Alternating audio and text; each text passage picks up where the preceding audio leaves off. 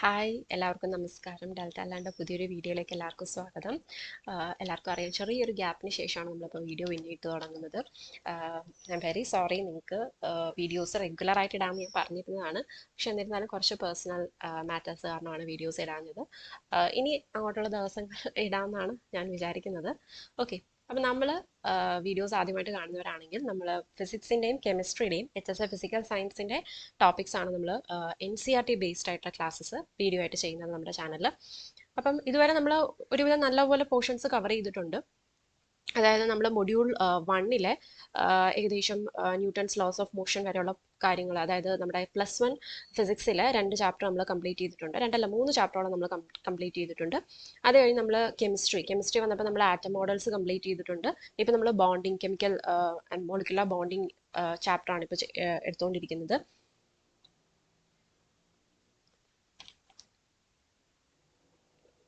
അപ്പം ഇതിൽ നമ്മുടെ കോവാലൻ ബോണ്ട് വരെയാണ് ലാസ്റ്റ് പറഞ്ഞു നിർത്തിയത്. നമ്മൾ ഫെജാൻസ് റൂൾ കാര്യങ്ങളെല്ലാം പറഞ്ഞിരുന്നു. അപ്പോൾ ഇന്നത്തെ ക്ലാസ്സിൽ നമ്മൾ വാലൻസ് ബോണ്ട് തിയറിയും VSEPR തിയറിയും ആയിരിക്കും ഡിസ്കസ് ചെയ്യുന്നത്. ഓക്കെ, അപ്പം എന്നിട്ട് ഈ ഒരു ചാപ്റ്റർ കണ്ടിന്യൂ ചെയ്ത് ലാസ്റ്റ് ഹൈഡ്രജൻ ബോണ്ട് വരെയുള്ള ടോപ്പിക്സ് ഒറ്റ ചാപ്റ്ററായിട്ട് ചെയ്യും. അതിനുശേഷമായിരിക്കും നമ്മൾ പിന്നെയും ഫിസിക്സിൻ്റെ വീഡിയോസ് സ്റ്റാർട്ട് ചെയ്യുന്നത്. ഓക്കെ, അപ്പം ഞാൻ ഒരുപാട് നീട്ടുന്നില്ല, വീഡിയോസിലോട്ട് പോകാം. നിങ്ങൾക്ക് സജഷൻസും നിങ്ങളുടെ എന്തെങ്കിലും ഡൗട്ട്സ് കാര്യങ്ങളെല്ലാം എന്താണ് കമൻറ്റ് ചെയ്യാവുന്നതാണ്.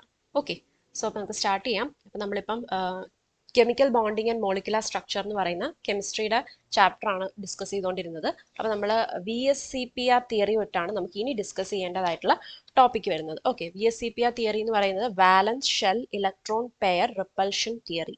ഓക്കെ, അപ്പോൾ അതെന്താണ്? സംയോജകത ഷെൽ ഇലക്ട്രോൺ ജോഡി വികർഷണ സിദ്ധാന്തം. സംയോജകത ഷെൽ, അതായത് വാലൻസ് ഷെൽ എന്ന് പറഞ്ഞാൽ എന്താണ്? ഔട്ടർ മോസ്റ്റ് ഷെൽ അല്ലെ. ഈ ഔട്ടർ മോസ്റ്റ് ഷെല്ലിലെ ഇലക്ട്രോണുകളുടെ എന്താണ് വികർഷിക്കും. ഇലക്ട്രോണുകൾ നമുക്കറിയാം ഒരേ ചാർജ് ആയിട്ടുള്ള ആൾക്കാരാണ്. അപ്പൊ എന്താണ്? അവർ റിപ്പൽഷൻ ആയിരിക്കും അവരുടെ ഇടയിൽ നടക്കുന്നത്.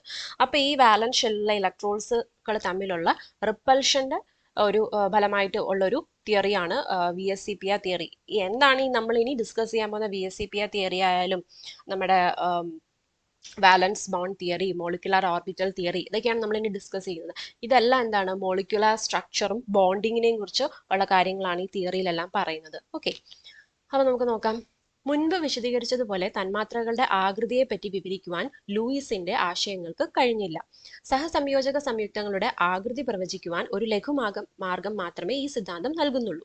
എന്നാൽ 1940-ൽ സിഡ്വിക്, പൗവൽ എന്നിവർ ആറ്റങ്ങളുടെ സംയോജകത ഷെല്ലിലെ ഇലക്ട്രോൺ ജോഡികളുടെ വികർഷണ ബലത്തെ ആധാരമാക്കി ലളിതമായൊരു സിദ്ധാന്തം ആവിഷ്കരിച്ചു. 1957-ൽ നൈഹോം, ഗില്ലസ്പി എന്നിവർ ഈ സിദ്ധാന്തത്തെ പുനർനിർവചിക്കുകയും വിപുലീകരിക്കുകയും ചെയ്തു. അല്ലെ, അപ്പൊ എന്താ? നമ്മൾ ലൂയിസ് സ്ട്രക്ചറിനെ കുറിച്ച് പറഞ്ഞിരുന്നു തുടക്കത്തിൽ, ഈ ചാപ്റ്ററിന്റെ തുടക്കത്തിൽ. അപ്പൊ അതെന്താണ്? അതിന് കുറച്ച് ലിമിറ്റേഷൻസും കാര്യങ്ങളും ഒക്കെ ഉണ്ട് എന്ന് നമ്മൾ അവിടെ തന്നെ പറഞ്ഞിരുന്നു. അപ്പൊ അതിനുശേഷം സിഡ്വിക് ആൻഡ് പൗവൽ പിന്നെ അവർ ഒരു തിയറി കൊണ്ടുവന്നു. ആ തിയറിയിൽ എന്താണ്? നമ്മുടെ സംയോജകത ഷെല്ലിലെ ഇലക്ട്രോൺ ജോഡികളുടെ വികർഷണത്തെ ആധാരമാക്കിയാണ്, അതായത് വാലൻസ് ഷെൽ ഇലക്ട്രോൺ റിപ്പൽഷൻ, അതിനെ ആധാരമാക്കിയിട്ടാണ് അവർ തിയറി കൊണ്ടുവന്നത്. അപ്പൊ അതിനെ വീണ്ടും എന്താണ് പുനർനിർവചിച്ച ആൾക്കാരാണ് നൈഹോമും ഗില്ലസ്പിയും. ഇനി എന്താണ് ഈ തിയറി നമുക്ക് നോക്കാം. VSEPR തിയറിയുടെ അടിസ്ഥാന തത്വങ്ങൾ താഴെ കൊടുത്തിരിക്കുന്നവയാണ്. ഒരു തന്മാത്രയുടെ ആകൃതി അതിന്റെ കേന്ദ്ര ആറ്റത്തിന് ചുറ്റുമുള്ള സംയോജകത ഷെല്ലിലെ ഇലക്ട്രോൺ ജോഡിയുടെ എണ്ണത്തെ ആശ്രയിച്ചിരിക്കുന്നു. അപ്പൊ എന്താണ്? ഒരു മോളിക്യൂളിന്റെ ഷേപ്പ് എന്ന് പറയുന്നത് എന്തിനെ ആശ്രയിച്ചിരിക്കുകയാണെങ്കിൽ വാലൻസ് ഷെല്ലിലെ ഇലക്ട്രോൺ ജോഡി അല്ലെ, ഇലക്ട്രോൺ പെയറിന്റെ എണ്ണത്തെ ആശ്രയിച്ചിട്ടാണ് ഇരിക്കുന്നത് അല്ലെ. ഇപ്പൊ സെൻട്രൽ ആറ്റത്തിന് ചുറ്റുമുള്ള വാലൻസ് ഷെൽ ഇലക്ട്രോൺ പെയേഴ്സിന്റെ നമ്പറിനെ ആശ്രയിച്ചിട്ടാണ് എന്തെന്ന് പറയുന്നത്? ഈ ഒരു അവരുടെ ആ ഒരു ഷേപ്പ് ഡിപ്പെൻഡ് ചെയ്യുന്നത്. അതാണ് പറയുന്നത്. ഓക്കെ, ഇലക്ട്രോൺ മേഘപടലങ്ങൾ നെഗറ്റീവ് ചാർജ് ആയതിനാൽ ബാഹ്യതമ ഷെൽ ഇലക്ട്രോൺ ജോഡികൾ പരസ്പരം എന്ത് ചെയ്യുന്നു? വികർഷിക്കും അല്ലെ. അപ്പൊ ഇലക്ട്രോൺ ബാഹ്യതമ ഷെല്ലിലുള്ള വാലൻസ് ഷെല്ലിലുള്ള ഇലക്ട്രോൺ പെയേഴ്സ് എന്ത് ചെയ്യുന്നു? പരസ്പരം എന്താണ്? റിപ്പൾസീവ് ആണ് അല്ലെ. റിപ്പൽഷൻ ആയിരിക്കും ഉണ്ടാവുന്നത് അവർക്കിടയിൽ. കാരണം എന്താണ്? ഇലക്ട്രോൺ കൗണ്ട്സ് എല്ലാവരും എന്താണ്? നെഗറ്റീവ്ലി ചാർജ്ഡ് ആണ്. ഓക്കെ, രണ്ട് സിമിലർ ചാർജസ് വന്നാൽ എന്താണ് നടക്കുന്നത്? റിപ്പൽഷൻ ആയിരിക്കും സംഭവിക്കുന്നത്. ഓക്കെ, അത്രേ ഉള്ളൂ. ദെൻ ഈ ഇലക്ട്രോൺ ജോഡികൾ വികർഷണം കുറയ്ക്കുന്നതിനായി ത്രിമാന തലത്തിൽ പരമാവധി അകലത്തിൽ സ്ഥിതി ചെയ്യാൻ ശ്രമിക്കും അല്ലെ. റിപ്പൽഷൻ കുറയ്ക്കാന്ന് പറയുമ്പോൾ എന്താണ്, അവരുടെ ഇടയിലുള്ള ഡിസ്റ്റൻസ് എന്ത് ചെയ്യുക, കൂട്ടുക അല്ലെ. ഡിസ്റ്റൻസ് മാക്സിമം ഡിസ്റ്റൻസിൽ അവർ ഇരുന്ന് കഴിഞ്ഞാൽ എന്താണ്, അവരുടെ ഇടയിലുള്ള റിപ്പൽഷനും കുറയും. അപ്പൊ റിപ്പൽഷൻ കുറയ്ക്കാൻ വേണ്ടിയിട്ട് എന്താണ്, അവരുടെ തന്നെ പൊസിഷൻ എന്ത് ചെയ്യുന്നു, അവർ ചേഞ്ച് ചെയ്യുന്നു. അതിനു വേണ്ടിയിട്ടാണ് വികർഷണം കുറയ്ക്കുന്നതിനായി ത്രിമാന തലത്തിൽ, അതായത് 3 ഡയമെൻഷണൽ, അതായത് സ്പേസിൽ അവരെന്താണ് പരമാവധി അകലത്തിൽ മാക്സിമം ഡിസ്റ്റൻസിലായിരിക്കും അവരെന്ത് ചെയ്യുന്നത്, സ്ഥിതി ചെയ്യുന്നത്. ഇനി സംയോജകത ഷെല്ലിനെ ഒരു ഗോളമായി സങ്കല്പിക്കാം. ഈ ഗോളത്തിന്റെ ഉപരിതലത്തിൽ പരമാവധി അകലത്തിലായി ഇലക്ട്രോൺ ജോഡികൾ ക്രമീകരിക്കപ്പെടുന്നു. അപ്പൊ എന്താണ്, നമ്മുടെ ഈ വാലൻസ് ഷെല്ലിനെ നമുക്കൊരു സ്ഫിയർ ആയിട്ട് കണക്കാക്കാന്ന് പറയുന്നു. എന്നിട്ട് ഈ സ്ഫിയറിന്റെ സർഫസിൽ മാക്സിമം ഡിസ്റ്റൻസ് ഇടവിട്ടായിരിക്കും എന്തെന്ന് പറയുന്നത്, ഇലക്ട്രോൺ പെയർസ് ഉണ്ടാവുന്നത് അല്ലെ. പരമാവധി അകലത്തിലാണ് ഇലക്ട്രോൺ ജോഡികൾ ക്രമീകരിക്കപ്പെട്ടിരിക്കുന്നു. അടുത്തത്, ഒരു ബഹുബന്ധനത്തെ ഒരൊറ്റ ഇലക്ട്രോൺ ജോഡി എന്നതുപോലെ കണക്കാക്കുന്നു. ഒരു ബഹുബന്ധനം എന്ന് പറഞ്ഞാൽ ഒരു മൾട്ടിപ്പിൾ ബോണ്ടിനെ ഒരു സിംഗിൾ ഇലക്ട്രോൺ പെയർ ആയിട്ടാണ് നമ്മൾ കണക്കാക്കുന്നത്. ഇനി ഇതിലുള്ള 2-3 ജോഡി ഇലക്ട്രോണുകളെ ഒരൊറ്റ സൂപ്പർ ജോഡിയായി കണക്കാക്കാവുന്നതാണ്. ഓക്കെ, സോ ഒരു തന്മാത്രയെ 2 അതിൽ കൂടുതലോ അനുരൂപീകരണ ഘടനകൾ ഉപയോഗിച്ച് പ്രതിനിധാനം ചെയ്യാൻ കഴിയുമെങ്കിൽ അത്തരത്തിലുള്ള ഏത് ഘടനയ്ക്കും VSEPR മാതൃക ബാധകമാണ് അല്ലെ. എന്തായിരുന്നു ഈ അനുരൂപീകരണ ഘടനകൾ? നമ്മുടെ റെസണൻസ് സ്ട്രക്ചർ അല്ലെ, നമ്മൾ നേരത്തെ കണ്ടിരുന്നു ഓസോൺ മോളിക്യൂളിന്റെ കാര്യത്തിൽ കുറച്ച് റെസണൻസ് സ്ട്രക്ചർ, കാർബണേറ്റ് മോളിക്യൂൾസിന്റെ റെസണൻസ് സ്ട്രക്ചർ ഒക്കെ കണ്ടിരുന്നു അല്ലെ. അപ്പൊ ഈ റെസണൻസ് സ്ട്രക്ചേഴ്സ് ഉപയോഗിച്ച് നമുക്കൊരു തന്മാത്രയുടെ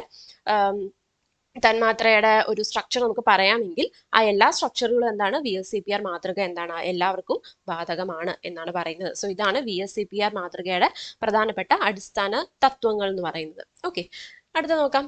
ഇലക്ട്രോൺ ജോഡികൾ തമ്മിലുള്ള വികർഷണ ബലം താഴെ പറയുന്ന ക്രമത്തിൽ കുറയുന്നു. അപ്പൊ എന്താണ്, ഏകാന്ത ജോഡി, അതായത് ലോൺ പെയർ ഓഫ് ഇലക്ട്രോൺ ആണ് ഈ LP എന്ന് ഇവിടെ എഴുതിയേക്കുന്നത് കേട്ടോ. ലോൺ പെയർ ഓഫ് ഇലക്ട്രോൺസ് എന്ന് പറഞ്ഞാൽ എന്താണ്, ബോണ്ടിങ്ങിൽ പങ്കെടുക്കാതെ നിൽക്കുന്ന ഇലക്ട്രോണുകളെയാണ് നമ്മൾ ലോൺ പെയർ ഓഫ് ഇലക്ട്രോൺസ്. അതുപോലെ ബന്ധന ജോഡിയുണ്ട്, അവർ ബോണ്ട് പെയർ എന്ന് പറഞ്ഞാൽ എന്താണ്, ബോണ്ടിങ്ങിൽ പങ്കെടുക്കുന്ന ഇലക്ട്രോൺ പെയർ. അപ്പൊ നോക്കിക്കേ, ഈ ഇലക്ട്രോൺ ജോഡികൾ തമ്മിലുള്ള വികർഷണ ബലത്തെ തന്നെയാണ് നമ്മളിവിടെ ഒരു ക്രമമായിട്ട് എഴുതിയിരിക്കുന്നത്. എന്താണ്, കുറയുന്ന ഓർഡറിലാണ് എഴുതിയിരിക്കുന്നത്. അപ്പൊ ഏകാന്ത ജോഡി തമ്മിലുള്ള റിപ്പൽഷൻ എന്ന് പറയുന്നത് എന്തായിരിക്കും, ഏറ്റവും കൂടുതലായിരിക്കും. അതായത് lone pair repulsion is greater than ഏകാന്ത ജോഡി ബന്ധന ജോഡി. അതായത് lone pair bond pair repulsion which is again greater than ബന്ധന ജോഡി, അതായത് ബോണ്ട് പെയർ റിപ്പൽഷൻ. മനസ്സിലായല്ലോ. അപ്പൊ ലോൺ പെയർ ആണ് ഏറ്റവും കൂടുതൽ, പിന്നീട് ലോൺ പെയർ ബോണ്ട് പെയർ വരുന്നു, പിന്നീട് എന്താണ്, ബോണ്ട് പെയർ റിപ്പൽഷൻ. ഓക്കെ, അപ്പൊ ഗ്രേറ്റർ സൈൻ ആയിട്ടേക്കുന്നുണ്ടോ, ഇതെല്ലാം ഗ്രേറ്റർ സൈൻ ആണ്. സോ ലോൺ പെയർ ആണ് ഏറ്റവും കൂടുതൽ, ബോണ്ട് പെയർ ഏറ്റവും കുറവ്. നോക്കാം. ഏകാന്ത ജോഡി ഇലക്ട്രോണുകളും ബന്ധന ജോഡി ഇലക്ട്രോണുകളും തമ്മിലുള്ള പ്രധാന വ്യത്യാസം വിശദീകരിച്ചുകൊണ്ട് നൈഹോമും ഗില്ലസ്പിയും VSEPR മാതൃക പരിഷ്കരിച്ചു അല്ലെ. അപ്പൊ ഈ ഒരു ലോൺ പെയർ ബോണ്ട് പെയർ ഇവരുടെ ഇടയിലുള്ള റിപ്പൽഷന്റെ ഒരു എക്സ്പ്ലനേഷൻ വഴിയാണ് VSEPR തിയറി എന്ന് പറയുന്നത് അവരെന്ത് ചെയ്തത്, പരിഷ്കരിച്ചത്. ഇവരുടെ ഇടയിലുള്ള ആ ഒരു ഈ റിപ്പൽഷൻ തമ്മിലുള്ള വ്യത്യാസമാണ് പരിഷ്കരിച്ച് പറഞ്ഞത്. എന്താന്ന് നോക്കാം. ഏകാന്ത ജോഡി ഇലക്ട്രോണുകൾ കേന്ദ്ര ആറ്റത്തിൽ സ്ഥിതി ചെയ്യുമ്പോൾ ഓരോ ബന്ധന ഇലക്ട്രോൺ ജോഡികളും 2 ആറ്റങ്ങൾക്കിടയിലായി പങ്കുവെക്കപ്പെട്ടിരിക്കുന്നു. തന്മൂലം ബന്ധന ഇലക്ട്രോൺ ജോഡിയുമായി താരതമ്യം ചെയ്യുമ്പോൾ ഏകാന്ത ജോഡി ഇലക്ട്രോണുകൾ സ്ഥിതി ചെയ്യുന്നതിന് കൂടുതൽ സ്ഥലം ഉപയോഗിക്കുന്നു. ഇത് ബന്ധന ജോഡി ഇലക്ട്രോണുകൾ തമ്മിലുള്ളതിനേക്കാളും ഏകാന്ത ജോഡി ഇലക്ട്രോണുകൾ തമ്മിലുള്ളതിനേക്കാളും കൂടുതൽ വികർഷണം ഏകാന്ത ജോഡി ഇലക്ട്രോണുകൾ തമ്മിലുണ്ടാകുന്നതിന് കാരണമാകുന്നു. അപ്പൊ എന്താ പറയുന്നത്, നൈഹോമും ഗില്ലസ്പിയും ഈ ഒരു തിയറിയെ എന്താണ് പരിഷ്കരിച്ചുകൊണ്ട് പറഞ്ഞതെന്ന് വെച്ചാൽ, നമ്മുടെ ലോൺ പെയർ ഇലക്ട്രോൺസ് എന്ന് പറയുന്നത് എന്താണ്, സെൻട്രൽ ആറ്റത്തിൽ ഇരിക്കുകയാണ് അല്ലെ. അപ്പം ഈ ലോൺ പെയർ ഇലക്ട്രോൺസ് ബോണ്ടിങ്ങിൽ പങ്കെടുക്കുന്നില്ല. അപ്പൊ ഇവര് എന്താണ്, കൂടുതൽ സ്പേസ് ഒക്യുപ്പൈ ചെയ്യും എന്നാണ് പറഞ്ഞിട്ടുള്ളത്. അല്ലെങ്കിൽ കൂടുതൽ താരതമ്യം ചെയ്യുമ്പോൾ ഏകാന്ത ജോഡി ഇലക്ട്രോണുകൾ സ്ഥിതി ചെയ്യുന്നതിന് കൂടുതൽ സ്ഥലം ഉപയോഗിക്കുന്നു അല്ലെ. ലോൺ പെയർ ഓഫ് ഇലക്ട്രോൺസ് സ്ഥിതി ചെയ്യുന്നതിന് വേണ്ടിയിട്ട് അവരെന്താണ്, കൂടുതൽ സ്ഥലം അല്ലെങ്കിൽ കൂടുതൽ സ്പേസ് ഉപയോഗിക്കുന്നു. അപ്പൊ ഇതുകൊണ്ട് എന്താണ്, ബന്ധന ജോഡി ഇലക്ട്രോണുകൾ തമ്മിലുള്ളതിനേക്കാളും ഏകാന്ത ജോഡി ഇലക്ട്രോണുകൾ തമ്മിലുള്ളതിനേക്കാളും കൂടുതൽ വികർഷണം ഏകാന്ത ജോഡി ഇലക്ട്രോണുകൾ തമ്മിൽ ഉണ്ടാകുന്നതിന് കാരണമായി തീരുന്നു. അപ്പൊ ഈ ഒരു കാരണം കൊണ്ടാണ് എന്തെന്ന് പറയാം നമുക്ക്, ലോൺ പെയർ റിപ്പൽഷൻ എന്ന് പറയുന്നത് ബോണ്ട് പെയർ റിപ്പൽഷനെക്കാട്ടിലും കൂടുതലാണ് എന്ന് പറയുന്നത്. ഓക്കെ, സോ അപ്പം ഈ വികർഷണ ബലങ്ങൾ മൂലം തന്മാത്രയുടെ ആകൃതി അതിന്റെ ആദർശ ആകൃതിയിൽ നിന്ന് വ്യത്യസ്തമാകുന്നു. കൂടാതെ അതിന്റെ ബന്ധനകോണിനും വ്യത്യസ്തമുണ്ടാകുന്നു. അപ്പൊ ഈ ഒരു റിപ്പൽഷൻ കാരണം, ഈ വാലൻസ് ഷെല്ലിലുള്ള ഈ ഇലക്ട്രോൺ പെയറുകളുടെ റിപ്പൽഷൻ കാരണം ഒരു ഐഡിയൽ ആയിട്ട് നമ്മൾ കാണപ്പെടുന്ന അല്ലെങ്കിൽ ഐഡിയൽ ആയിട്ട് ആ ഒരു മോളിക്യൂളിന് ഉണ്ടാവേണ്ട സ്ട്രക്ചറിനെ കാട്ടിലും എന്താണ് ഒരു വ്യത്യാസം സംഭവിച്ചിട്ടാണ് നമ്മൾ എപ്പോഴും ഒരു സ്ട്രക്ചർ നമുക്ക് കിട്ടുന്നത് അല്ലെ. ഐഡിയൽ ഷേപ്പിനെ കാട്ടിലും കുറച്ച് ആൾട്രേഷൻസ് ഉള്ള ബോണ്ട് ആംഗിളും അല്ലെങ്കിൽ ഷേപ്പും ആയിരിക്കും നമുക്ക് എപ്പോഴും കിട്ടുന്നത് മോളിക്യൂളിന്. ഓക്കെ, ഇനി VSEPR സിദ്ധാന്തത്തിന്റെ സഹായത്തോടെ തന്മാത്രയുടെ ജാമിതീയ രൂപം പ്രവചിക്കുന്നതിനായി അവയെ രണ്ട് വിഭാഗങ്ങളായി തിരിക്കാം. കേന്ദ്ര ആറ്റത്തിൽ ഏകാന്ത ജോഡി ഇലക്ട്രോണുകൾ ഇല്ലാത്ത തന്മാത്രകളും കേന്ദ്ര ആറ്റത്തിൽ ഒന്നോ അതിൽ കൂടുതലോ ഏകാന്ത ജോഡി ഇലക്ട്രോണുകൾ ഉള്ള തന്മാത്രകളും.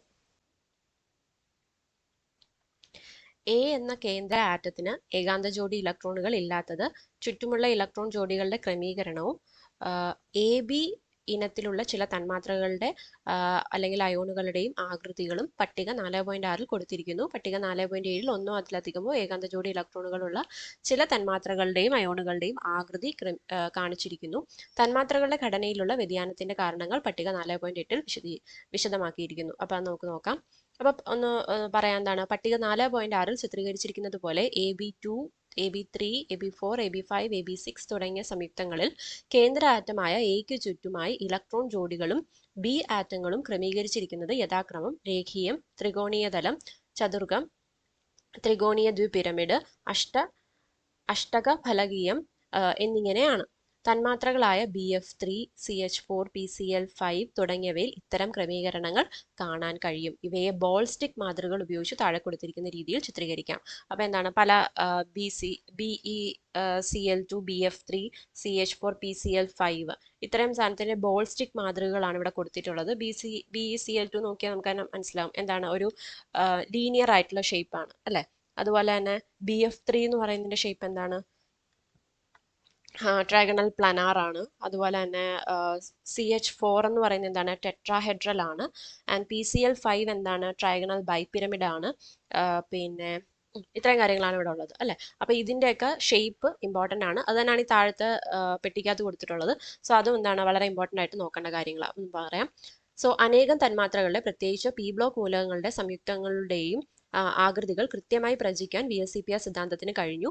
സാധ്യമായ ഘടനകൾ തമ്മിലുള്ള ഊർജ്ജ വ്യത്യാസം വളരെ കുറവാണെങ്കിൽ പോലും അവയുടെ ആകൃതികൾ ഏറെക്കുറെ കൃത്യമായി നിർണ്ണയിക്കുന്നതിൽ ഈ സിദ്ധാന്തം വിജയിച്ചു. തന്മാത്രകളുടെ ആകൃതികൾ നിർണ്ണയിക്കുന്നത് ഇലക്ട്രോൺ ജോഡികൾ തമ്മിലുള്ള വികർഷണങ്ങളുടെ ഫലമാണ് എന്ന് സൈദ്ധാന്തിക അടിസ്ഥാനത്തിന് വ്യക്തതയില്ലാത്തതിനാൽ VSEPR സിദ്ധാന്തം ഇന്നും പല സംശയങ്ങൾക്കും ചർച്ചയ്ക്കുമുള്ള വിഷയമായി തുടരുന്നു. അപ്പൊ എന്താണ് VSEPR തിയറി എന്ന് പറയുന്നത്, ഈ വാലൻസ് ഷെല്ലിലുള്ള ഇലക്ട്രോൺ പെയറിന്റെ റിപ്പൽഷൻ കാരണമാണ് എന്നാണ്, അതാണ് അതിന്റെ അടിസ്ഥാനം. പക്ഷെ എന്നിരുന്നാലും ഇതിനെന്താണ്, ഈ ഒരു നമ്മുടെ ആ ഓർഡർ ഒക്കെ പറഞ്ഞില്ലേ, ആ ഓർഡർ ഒക്കെ പറഞ്ഞതിനൊക്കെ എന്താണ് ഒരു വ്യക്തതയില്ല.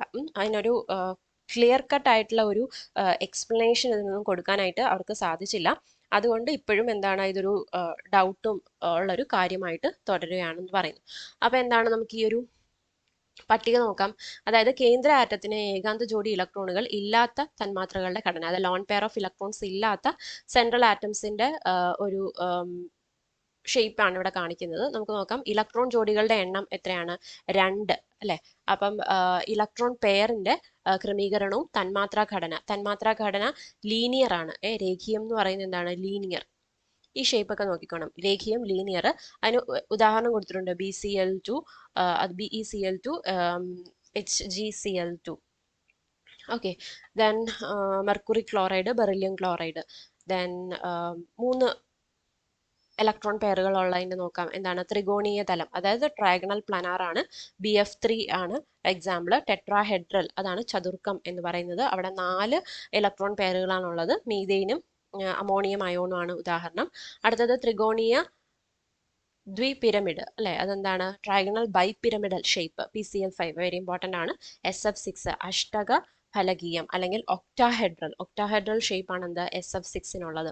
അവിടെ എത്രയാണ്, 6 ഇലക്ട്രോൺ പെയറുകളാണുള്ളത്. അപ്പൊ ഇത്രയും ആളുകളുടെ ഷേപ്പും ഇതിന്റെ ഉദാഹരണവും ഈ ഷേപ്പും പഠിച്ചിരിക്കണം, ഉറപ്പായിട്ടും അറിഞ്ഞിരിക്കേണ്ട കാര്യമാണ്. ഓക്കെ, സോ അപ്പം ഈ ഒരു തിയറിയുടെ അടിസ്ഥാനത്തിൽ നമ്മൾ എന്താണ്, നമ്മൾ VSEPR തിയറി കൂടുതൽ മനസ്സിലാക്കാൻ വേണ്ടിയിട്ട് നമ്മൾ 2 കാര്യങ്ങൾ പറഞ്ഞു. ഏതാണ്? കേന്ദ്ര ആറ്റത്തിന് ഏകാന്ത ജോഡി ഇലക്ട്രോണുകൾ ഇല്ലാത്ത തന്മാത്രകൾ. ആ ഏകാന്ത ജോഡി ഇലക്ട്രോൺ ഇല്ലാത്ത തന്മാത്രകളുടെ ഷേപ്പാണ് നമ്മളിപ്പോൾ ഡിസ്കസ് ചെയ്തത്. അടുത്തത് ഒന്നോ അതിൽ കൂടുതലോ ഏകാന്ത ജോഡി ഇലക്ട്രോണുകൾ ഉള്ള തന്മാത്രകളുടെ ഷേപ്പ് നമുക്ക് നോക്കാം.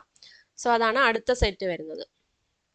നോക്കിക്കേ, കേന്ദ്ര ആറ്റത്തിന് ചുറ്റും ഒന്നോ അതിലധികമോ ഏകാന്ത ജോഡി ഇലക്ട്രോണുകൾ ഉള്ള ചില ലഘു തന്മാത്രകളുടെ അയോണുകളുടെ ഘടന. അല്ലെ, എന്താണ്? ആദ്യത്തെ തന്മാത്ര ഇനങ്ങൾ കൊടുത്തിട്ടുണ്ട്. Ab2E എന്ന് പറയുന്നത് ബന്ധന ജോഡികളുടെ എണ്ണം എത്രയാണ്? 2ആണ്. ഏകാന്ത ജോഡികളുടെ എണ്ണം 1ആണ്. ആൻഡ് ഇലക്ട്രോണിന്റെ ഒരു ക്രമീകരണം ഇവിടെ കൊടുത്തിട്ടുണ്ട്. അതുപോലെ ഘടന എന്ന് പറയുന്നത് കോണീയം. കോണീയം എന്ന് പറഞ്ഞാൽ എന്താ? ബെൻഡ് ഷേപ്പ് എന്നാണ് പറയുന്നത്. Okay, bend shape. അപ്പൊ ഇതിന്റെ ഉദാഹരണം എന്താണ്? SO2, അതുപോലെ തന്നെ O3, നമ്മുടെ ഓസോൺ ആണ്. സൾഫർ ഡയോക്സൈഡ് ആൻഡ് ഓസോൺ ആണ്. ബെൻഡ് ഷേപ്പ് ആണ് അവർക്കുള്ളത്. ഇത് ഇമ്പോർട്ടന്റ് ആണ് ഷേപ്പ്. അടുത്ത എന്താണ്? Ab3E എന്ന് പറയുന്ന ഒരു തന്മാത്ര ഇനമാണ്. അല്ലെങ്കിൽ എന്താണ്? NH3 എന്ന് പറയുന്ന ആളാണ്. NH3 ആണെങ്കിൽ എന്താണ്? ത്രികോണീയ പിരമിഡ് ആണ്. അതായത് ട്രൈഗണൽ പിരമിഡൽ ആണ്. അടുത്തത് H2O വന്നപ്പോഴും വീണ്ടും കോണീയം അല്ലെങ്കിൽ ബെൻഡ് ഷേപ്പ്. SF4 സീസോ എന്ന് പറയുന്ന ഷേപ്പ് ആണുള്ളത്. ClF3 എന്താണ്? T ഷേപ്പ് ആണുള്ളത്, അല്ലെങ്കിൽ T ആകൃതിയാണുള്ളത്. BrF5 എന്ന് പറയുന്നതാണ് സ്ക്വയർ പിരമിഡൽ ആണ്. അല്ലെ, സ്ക്വയർ പിരമിഡ് ആണ് എന്തെന്ന് പറയുന്നത്? സമചതുര സ്തൂപിക എന്ന് പറയുന്നത്. ഓക്കെ, സമചതുര സ്തൂപിക എന്ന് പറയുന്നത് സ്ക്വയർ പിരമിഡ് ആണ്. ഈ പേരൊക്കെ ഒന്ന് നോട്ട് ചെയ്തോണം. സ്ക്വയർ പിരമിഡ്, സമചതുര സ്തൂപിക. അടുത്തത് XeF4, അതെന്താണ്? സ്ക്വയർ പ്ലനാർ അല്ലെങ്കിൽ സമതലീയ ചതുരം. ഓക്കെ, അപ്പം ഇത്രയാണ് ഷേപ്പ്. ഇതിപ്പോ എന്താണ്? ഏകാന്ത ജോഡി ഇലക്ട്രോണുകളുള്ള ചില തന്മാത്രകളുടെ എക്സാമ്പിൾസ് ആണ് പറയുന്നത്. ഓക്കെ, അമോണിയക്കൊക്കെ അറിയാലോ, ലോൺ പെയർ ഓഫ് ഇലക്ട്രോൺസ് ഉള്ള കാര്യമൊക്കെ നമ്മൾ നേരത്തെ ഡിസ്കസ് ചെയ്തിട്ടുണ്ടായിരുന്നു. പിന്നെ എന്താണ്? വാട്ടർ, SF4, ഈ എക്സാമ്പിൾസ് ഒക്കെ നോക്കിക്കോണം ഓരോ ഷേപ്പും. ഇനി അടുത്ത നോക്കാം.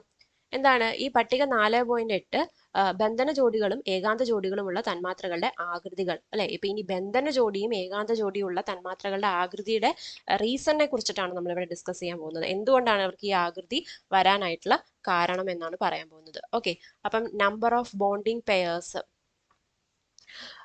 SO2 അല്ലെ, 2 എണ്ണമാണ്. SO2 ആണ് ഇവിടെ കൊടുത്തിട്ടുള്ളത്. 2 ബോണ്ടിങ് പെയേഴ്സ് ആണ് ഉള്ളത്. സോ നമ്പർ ഓഫ്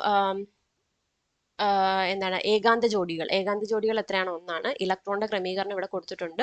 അതുപോലെ ഇവരുടെ ഘടന എന്താണ്? ബെൻഡ് ഷേപ്പ് ആണ്. ഓക്കെ, കോണീയമാണ്. അപ്പൊ ഈ ഘടന സ്വീകരിക്കാനുള്ള കാരണം എന്താണ്? സൈദ്ധാന്തികമായി തന്മാത്ര ഘടന ത്രികോണീയ തലം ആയിരിക്കണം. എന്നാൽ യഥാർത്ഥത്തിൽ ഇതിന് കോണീയ ഘടന അഥവാ V ആകൃതിയാണ് ഉള്ളത്. അതായത് ബെൻഡ് ഷേപ്പ് അല്ലെങ്കിൽ V ഷേപ്പ് ആണ്. അതായത് തിയററ്റിക്കലി നമ്മൾ പറയുവാണ്, സൈദ്ധാന്തികം എന്ന് വെച്ചാൽ തിയററ്റിക്കലി പറയുവാണെങ്കിൽ ഇതിന്റെ ഷേപ്പ് എന്തായിരിക്കണം? ട്രയാങ്കുലർ പ്ലനാർ ആയിരിക്കണം. ഇത് ഞാൻ കാണിച്ചു തരാം. കണ്ടോ? ത്രികോണീയ തലം Ab2E എന്ന് പറയുന്ന ഒരു തന്മാത്ര ഇനത്തിന് ത്രികോണീയ തലമാണ് എന്താണ്? തിയററ്റിക്കലി അതിന്റെ ഷേപ്പ് വരേണ്ടത്. പക്ഷെ ശരിക്കുള്ള അതിന്റെ ഷേപ്പ് എന്താണ്? ബെൻഡ് ഷേപ്പ് ആയിപ്പോയി. അതിന്റെ റീസൺ ആണ് നമ്മൾ പറയുന്നത്. കണ്ടോ? സൈദ്ധാന്തികമായി തന്മാത്രാ ഘടന ത്രികോണീയ തലമായിരിക്കണം, എന്നാൽ യഥാർത്ഥത്തിൽ ഇതിന് കോണീയ ഘടന അഥവാ V ആകൃതിയാണ് ഉള്ളത്. സോ ബന്ധന ജോഡി വികർഷണവുമായി താരതമ്യം ചെയ്യുമ്പോൾ ഏകാന്ത ജോഡി ബന്ധന ജോഡി വികർഷണം എന്താണ്? കൂടിയിരിക്കുന്നതാണ്. അതറിയാലോ. ബോണ്ട് പെയറിനെക്കാട്ടിലും റിപ്പൽഷൻ കൂടുതൽ എവിടെയായിരിക്കും? Lone pair bond pair repulsion ആയിരിക്കും കൂടുതലായിട്ടുള്ളത്. അതാണ് കൂടിയിരിക്കുന്നതാണ് ഇതിന്റെ കാരണം. സോ അതുകൊണ്ട് ബന്ധന കോൺ എന്ന് പറയുന്നത് എന്താണ്? 120 ഡിഗ്രിയിൽ നിന്ന് 119.5 ഡിഗ്രിയായി കുറയുന്നു. അപ്പം സൾഫർ ഡയോക്സൈഡിന്റെ ബോണ്ട് ആംഗിൾ എന്ന് പറയുന്നത് എത്രയാണ്? 119.5 ഡിഗ്രിയാണ്. അല്ലെ, 120 ഡിഗ്രിയിൽ നിന്ന് അതെന്താണ്? 119.5 ഡിഗ്രി ആയിട്ട് എന്ത് ചെയ്യുന്നു? കുറയുന്നു. അപ്പൊ ഇതാണ് ലോൺ പെയർ ഓഫ് ഇലക്ട്രോൺസ് ഇവിടെ കാണിച്ചിട്ടുണ്ട്. ഇവിടെ വരുന്നത് ബോണ്ട് പെയർ ഓഫ് ഇലക്ട്രോൺസ്. അപ്പൊ ഈ ലോൺ പെയർ ഓഫ് ഇലക്ട്രോൺസും ബോണ്ട് പെയർ ഓഫ് ഇലക്ട്രോൺസും തമ്മിൽ എന്താണ്? റിപ്പൽഷൻ ആണ് നടക്കുന്നത്. ഓക്കെ, അപ്പം ഈ റിപ്പൽഷൻ കാരണം എന്താണ്? They will be like moving away from each other. ഈ ഒരു സൈഡിലും ആ റിപ്പൽഷൻ നടക്കുന്നുണ്ട്. അല്ലെ, റിപ്പൽഷൻ തമ്മിൽ എന്താണ്? റിപ്പൽസ് ചെയ്യാണ്. അപ്പൊ റിപ്പൽഷൻ നടക്കുമ്പോൾ എന്താണ് സംഭവിക്കുന്നത്? ഈ ബോണ്ട് ആംഗിൾ എന്താണ്? കുറയും. ഇപ്പൊ 120 ഡിഗ്രി ആയിരുന്ന ബോണ്ട് ആംഗിൾ എന്താണ്? കുറഞ്ഞ എത്രയായി മാറും? 119.5 ഡിഗ്രി ആയിട്ട് കുറയുന്നു. ഓക്കെ, അങ്ങനെയാണ് ഇതിന് ബെൻഡ് ഷേപ്പ് വരാനായിട്ടുള്ള കാരണം. പക്ഷെ തിയററ്റിക്കലി ഇതിന് എന്താണ്? ട്രയാങ്കുലർ പ്ലാനാർ ഷേപ്പ് ആണെന്നാണ് നമ്മൾ വിചാരിക്കുന്നത്. പക്ഷെ ആക്ച്വൽ ഷേപ്പ് എന്താണ്? ബെൻഡ് ഷേപ്പ് ആണ്. അടുത്ത Ab3E എന്ന് പറയുന്ന ഷേപ്പ് ആണ്. ആ ഷേപ്പിൽ നമ്മൾ എന്താണ്? നമ്മുടെ അമോണിയ പറയാം. അമോണിയയുടെ ശരിക്കുള്ള ഷേപ്പ് എന്താണ്? ത്രികോണീയ പിരമിഡ് അല്ലെങ്കിൽ ത്രികോണീയ സ്തൂപിക, ട്രൈഗണൽ പിരമിഡൽ എന്ന് പറയുന്നതാണ് അമോണിയയുടെ ഷേപ്പ്. അപ്പൊ ഇവിടെ നോക്കാം, ഏകാന്ത ജോഡിയുടെ സ്ഥാനത്ത് ഒരു ബന്ധന ജോഡി ആയിരുന്നെങ്കിൽ ഘടന ചതുർഗമാകുമായിരുന്നു. എന്നാൽ ഒരു ഏകാന്ത ജോഡിയുടെ സാന്നിധ്യം ഉള്ളതുകൊണ്ടും ഏകാന്ത ജോഡി ബന്ധന ജോഡി വികർഷണം കൂടുതലായതിനാലും ബന്ധന ജോഡികൾ തമ്മിലുള്ള കോൺ എത്രയാണ്? 109.5 ഡിഗ്രിയിൽ നിന്നും 107 ഡിഗ്രിയായി എന്ത് ചെയ്യുന്നു? കുറയുന്നു അല്ലെ. 109.5 നിന്ന് 107 ഡിഗ്രി ആയിട്ട് അവിടുത്തെ ബോണ്ട് ആംഗിൾ എന്ത് ചെയ്യുന്നു? കുറയുന്നു. ട്രയാങ്കുലർ പിരമിഡ് ആണ് അമോണിയത്തിന്റെ ഷേപ്പ് എന്ന് പറയുന്നത്. അതിന്റെ റീസൺ എന്താണ്? ഒരു ഏകാന്ത ജോഡിയുടെ സാന്നിധ്യം ഉള്ളത് കൊണ്ടും ഏകാന്ത ജോഡി, ഇവിടെ ലോൺ പെയർ ഓഫ് ഇലക്ട്രോൺ ഉണ്ട് നൈട്രജൻ ആറ്റത്തിൽ അല്ലെ. സെൻട്രൽ ആറ്റം നൈട്രജൻ ആണ്, നൈട്രജന് ഒരു ലോൺ പെയർ ഓഫ് ഇലക്ട്രോണും ഉണ്ട്. അതുപോലെ തന്നെ ബോണ്ട് പെയേഴ്സ് എന്താണ്? 3 പേരുണ്ട് അല്ലെ. അപ്പം ഈ ഏകാന്ത ജോഡി ബന്ധന ജോഡി വികർഷണം എന്ന് പറയുന്നത് എന്താണ്? ബന്ധന ജോഡി വികർഷണത്തെക്കാൾ കൂടുതലായിരിക്കും. അപ്പൊ എഗെയിൻ എന്താണ്? ഇവർ തമ്മിൽ റിപ്പൽഷൻ നടക്കുന്നു. അപ്പൊ ഇതെല്ലാം കൂടി ഇങ്ങനെ ഒരുമിച്ച് ചുരുങ്ങി 109 നിന്ന് 107 ഡിഗ്രി ആയിട്ട് കുറയുന്നു. ഓക്കെ. സോ അടുത്തതാണ് എന്ത്? Ab2E2 എന്ന് പറയുന്ന ഒരു ഫോർമാറ്റ്. അപ്പൊ ആ ഒരു മോളിക്കുലർ ടൈപ്പിൽ എന്താണ് നമ്മൾ കൊടുത്തിരിക്കുന്ന? വാട്ടർ ആണ് ഇവിടെ എക്സാമ്പിൾ ആയിട്ട് കൊടുത്തിരിക്കുന്നത് അല്ലെ, H2O. അപ്പൊ ഇവിടെ എന്താ സംഭവിക്കുന്നത്? നമുക്കറിയാം ഓക്സിജനിൽ 2 ലോൺ പെയർ ഓഫ് ഇലക്ട്രോൺസ് ഉണ്ട്. അപ്പൊ എന്താ? ബന്ധന ജോഡികൾ മാത്രമേ ഉണ്ടായിരുന്നുവെങ്കിൽ ഘടന ചതുർഗമായിരുന്നേനെ അല്ലെ. അപ്പൊ ബന്ധന ജോഡികൾ മാത്രമായിരുന്നെങ്കിൽ എന്താണ്? ചതുർഗമായിട്ടുള്ള ഒരു ഘടനയായേനെ. എന്നാൽ 2 ഏകാന്ത ജോഡി ഇലക്ട്രോണുകൾ ഉള്ളതിനാൽ ഘടന വിരൂപ ചതുർഗം അഥവാ കോണീയം ആകുന്നു അല്ലെ. ബെൻഡ് ഷേപ്പ് അല്ലെങ്കിൽ വി ഷേപ്പ് ആകുന്നു. സോ ഇതിന്റെ കാരണം ഏകാന്ത ജോഡി വികർഷണം ബന്ധന ജോഡി വികർഷണത്തെക്കാൾ എന്താണ്? കൂടുതലാണെന്നാണ്. അതുകൊണ്ട് തന്നെ ബന്ധന കോണും 109.5 ഡിഗ്രിയിൽ നിന്നും 104.5 ഡിഗ്രിയായി എന്ത് ചെയ്യുന്നു? കുറയുന്നു. ഓക്കെ. സോ അപ്പൊ ബോണ്ട് ആംഗിൾ എന്ത് ചെയ്യുന്നു? ഡിക്രീസ് ചെയ്യുന്നു. 104.5 ഡിഗ്രി ആയിട്ട് ഡിക്രീസ്. അപ്പൊ അതൊന്ന് ഓർത്ത് വെച്ചോണം. 104.5 ഡിഗ്രിയാണ് ബോണ്ട് ആംഗിൾ. അമോണിയയുടെ ബോണ്ട് ആംഗിൾ 107 ഡിഗ്രി. സൾഫർ ഡയോക്സൈഡിന്റെ ബോണ്ട് ആംഗിൾ 119.5 ഡിഗ്രി. അടുത്തത് SF4. SF4 എന്ന് പറയുമ്പം AB4E എന്ന് പറയുന്ന ഒരു ഫോർമാറ്റിലുള്ള, അതായത് ആ ടൈപ്പിലുള്ള മോളിക്യൂളാണ് SF4. അപ്പൊ എന്താണ്? ഇവിടെ 2 ഷേപ്പുകൾ കൊടുത്തിട്ടുണ്ട്, എയും ബിയും എന്ന് പറയുന്നത് അല്ലെ. എയിൽ ഏകാന്ത ജോഡി അക്ഷീയ സ്ഥാനത്താണ്. അക്ഷീയ സ്ഥാനം എന്ന് പറഞ്ഞാൽ എന്താണ്? ആക്സിസ് ആണ്. ഓക്കെ. സോ ആക്സിസ് അല്ലെങ്കിൽ ആക്സിയൽ പൊസിഷൻ, അതാണ് അക്ഷീയ സ്ഥാനം എന്ന് പറയുന്നത്. ഓക്കെ. സോ അതിനാൽ 90 ഡിഗ്രി കോണളവിൽ 3 ഏകാന്ത ജോഡി ബന്ധന ജോഡി വികർഷണങ്ങൾ ഉണ്ട് അല്ലെ. അപ്പം എയിൽ നോക്കുവാണെങ്കിൽ 90 ഡിഗ്രി ആംഗിളിലുള്ള 3 ഏകാന്ത ജോഡി ബന്ധന ജോഡി വികർഷണങ്ങളായിട്ടാണ് ഉള്ളത്. പക്ഷെ എന്താണ്? ബിയിൽ ഏകാന്ത ജോഡി നിരക്ഷീയ സ്ഥാനത്താണ്. നിരക്ഷീയ സ്ഥാനം എന്ന് പറയുമ്പോൾ എന്താണ്? ആക്സിയൽ പോയിന്റും പിന്നെന്താണ്? ഇക്വിറ്റോറിയൽ പോയിന്റ് എന്ന് പറയുന്നത് അല്ലെ. അപ്പൊ രണ്ടാമത്തെ കേസിൽ ലോൺ പെയർ ഓഫ് ഇലക്ട്രോൺസ് എന്താണ്? ഇക്വിറ്റോറിയൽ പോയിന്റിലാണ് ഉള്ളത്, അല്ലെങ്കിൽ ഇക്വിറ്റോറിയൽ ആക്സിസ്, ഇക്വിറ്റോറിയൽ പൊസിഷനിലാണ് ഉള്ളത് നമുക്ക് പറയാം. ആ സമയത്ത് എന്താണ്? അതുകൊണ്ട് 2 ഏകാന്ത ജോഡി ബന്ധന ജോഡി വികർഷണങ്ങൾ മാത്രമേ ഉണ്ടാവുന്നുള്ളൂ. അപ്പൊ 2 എന്താണ്? Loan pair bond pair repulsion മാത്രമാണ് എന്താണ് അവിടെ ഉള്ളത്. സോ തന്മൂലം ബിയിലെ ക്രമീകരണമാണ് കൂടുതൽ സ്ഥിരതയുള്ളത്. ബി എന്ന ഘടനയെ വിരൂപ ചതുർഗം എന്നോ മടക്കു സമചതുരം എന്നോ സീസോ എന്നോ വിളിക്കാം അല്ലെ. അപ്പൊ എന്തൊക്കെ പേര് അതിന് കൊടുത്തിരിക്കുന്നത്? സീസോ എന്ന് വിളിക്കാം, അല്ലെങ്കിൽ മടക്ക് ചതുരം, അതായത് ഫോൾഡഡ് സ്ക്വയർ, അല്ലെങ്കിൽ ടെട്രാഹെഡ്രൺ, അതാണ് വിരൂപ ചതുർഗം എന്ന് പറയുന്നത്. അപ്പൊ ടെട്രാഹെഡ്രൺ എന്ന് വിളിക്കാം, ഫോൾഡഡ് സ്ക്വയർ എന്ന് വിളിക്കാം, അല്ലെങ്കിൽ സീസോ എന്ന് വിളിക്കാം. Okay, seesaw. ഓക്കെ. അപ്പൊ ഇതൊക്കെയാണ് SF4ന്റെ എന്താണ് ഷേപ്പ്. അപ്പം ഇതിന്റെ രണ്ടാമത്തെ ഷേപ്പ് ആണ് കൂടുതൽ സ്റ്റെബിലിറ്റി ഉള്ളതെന്നാണ് പറയുന്നത്. ഓക്കെ. അപ്പൊ ഇത്രയാണ് ഷേപ്പുകൾ, ബോണ്ട് ആംഗിളുകൾ ഓർത്തോണം, ഇതിന്റെ ഉദാഹരണങ്ങൾ ഓർത്തോണം. അപ്പൊ ഇതിന്റെ റീസൺ ആയിട്ട് വരുന്നത് ഇതുപോലെ ആ റിപ്പൾഷൻ, വാലൻസ് ബോണ്ടുള്ള ഇലക്ട്രോൺ പെയറിന്റെ റിപ്പൾഷൻ ആണ് ഇതിന്റെയൊക്കെ റീസൺ എന്ന് പറയുന്നത്. ഓക്കെ. അടുത്ത ഒരാളിവിടെ ഉണ്ട്, AB3E2 അല്ലെ. അത് നമ്മുടെ എന്താണ്? ClF3 അല്ലെ. ClF3 ആണ്. അവർക്ക് എന്താണ്? T ഷേപ്പ് ആണുള്ളത് അല്ലെ, T ആകൃതിയാണ്. ഇവിടെ എന്താണ്? 3 സ്ട്രക്ചർ പോസിബിൾ ആണ് അല്ലെ. എയിൽ ഏകാന്ത ജോഡികൾ നിരക്ഷീയ സ്ഥാനങ്ങളിലാണ്. അതിനാൽ ഏകാന്ത ജോഡികൾ അക്ഷീയ സ്ഥാനങ്ങളിലായ മറ്റ് ഘടനയുമായി താരതമ്യം ചെയ്യുമ്പോൾ ഇവിടെ വികർഷണം കുറവാണ്. അതുകൊണ്ട് എ എന്ന ഘടനയാണ് കൂടുതൽ സ്ഥിരതയാർന്നത്. അപ്പോൾ എയിലാണ് എന്തെന്ന് പറയുന്നത് റിപ്പൽഷൻ എന്ന് പറയുന്നത് ഏറ്റവും കുറവായിട്ടുള്ളത്. സോ നമുക്ക് എന്താണ് ഇവരുടെ ഷേപ്പ് എന്ന് പറയുന്നത് എന്താണ് ഒരു ടി ഷേപ്പ് ആയിരിക്കും. ഓക്കെ, ടി ആകൃതിയായിട്ടായിരിക്കും ഉള്ളത്.